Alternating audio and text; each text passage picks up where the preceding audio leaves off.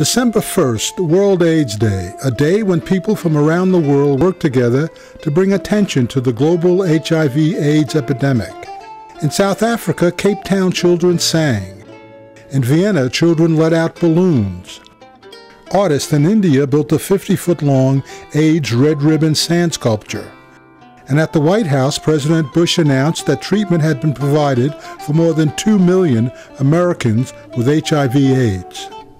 And at Oneonta's Foothills Performing Arts Center, the Catskill Rural AIDS Services Organization held a public candle lighting ceremony to mark the 20th anniversary of World AIDS Day. I light this candle for Marsha.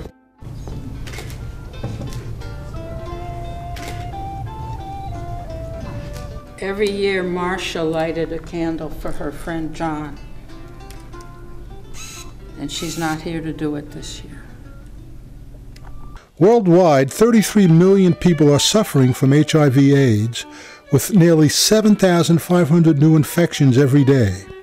Officials estimate that there are 65 HIV/AIDS cases in Otsego County and 47 in Delaware County. CRAS Executive Director Patty Tumoni says the HIV/AIDS crisis continues.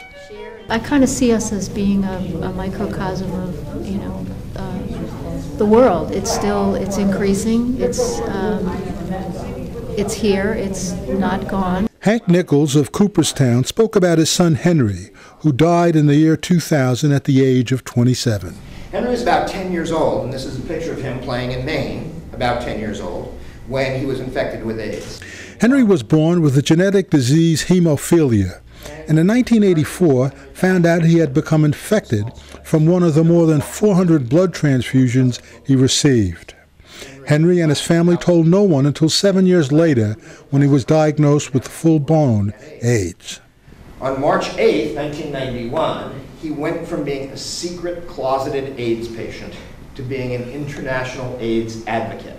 And overnight, our community in Cooperstown, to a lesser degree in this neighborhood, Oneonta in Delaware County, became known as the community with the Eagle Scout, Boy Scout who had AIDS. This is the last photograph of Henry Nichols. He died in May 2000. On the way to pick me up, he was involved in a car accident, went off the right-hand side of the road, went across a ditch, left the road the other way, and struck a tree. It was a serious accident. You and I would have needed to have gone to the hospital for it. You or I would have survived it. Henry didn't. Throughout his short life, Henry always had hope. In fact, he wanted to run for president of the United States. Henry said, I figured it out. In 2008, I will turn 35 during the primaries. You have to be 35 to be the president. He said, I'll be too young when 2008 starts, but I'll turn 35 during the primaries. He said, my plan is 2008 to run for president. So in 2008, vote for Henry. That was the title of my book. This is the story of our struggle with AIDS. This is my partner, and he's HIV positive. So it means a lot to me knowing that he's HIV positive, and it's a huge part of his life, and it's part of my life as well. Folks seem to think that this is no longer an issue. So I think each year on this day that we are called to remember, and we are called to keep the promise to find a cure, to reach out to those who might be living with this disease alone. There are still people that are discarded by their families or friends.